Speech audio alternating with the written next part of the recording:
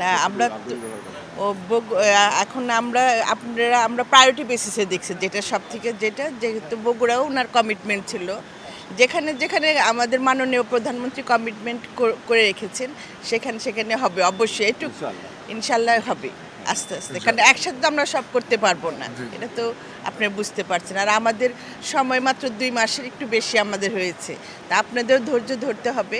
আমরা পর্যায়ক্রমে একটার পর একটা করে যাব, মানে যেটা দেখব আমার যাত্রী সেবা বেশি হবে, সুবিধা হবে, দেশের স্বার্থে থাকবে, জনগণের স্বার্থে থাকবে, যে বিমানবন্দর সেটি আমরা গ্রহণ করব।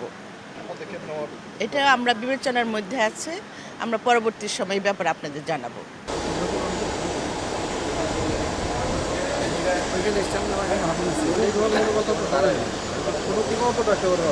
কোনো